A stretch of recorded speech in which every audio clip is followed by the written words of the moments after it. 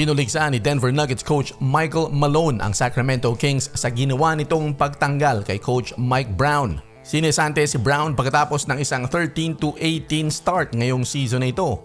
At marami talaga ang nagulat at hindi makapaniwala dahil pinangunahan ni Mike Brown ang Sacramento Kings sa consecutive winning seasons at nanalo pa nga ng Coach of the Year 2 taon ang nakakaraan.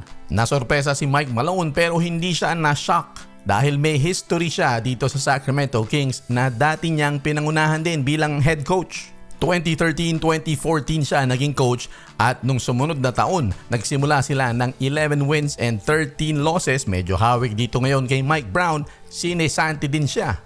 Sa kanyang panayam, tinawag ni Coach Michael Malone ang Sacramento Kings na no class, no balls. Yun lang daw ang kanyang masasabi. Ang ikinabwisit ng gusto ni Mike Malone ay pagkatapos daw matalo kagabi. Yun ang ikalimang sunod-sunod ng Sacramento Kings at napakasama naman talaga ng pagkatalo dahil na-foul nila ang isang 3-point shooter.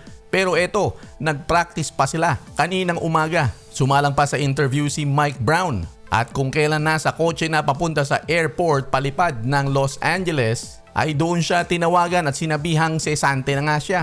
Binigyan pa nila ng contract extension earlier this year itong si Mike Brown pagkatapos lamang ng ilang buwan ay ayan, tinanggal na. Ang hirap talaga maging coach.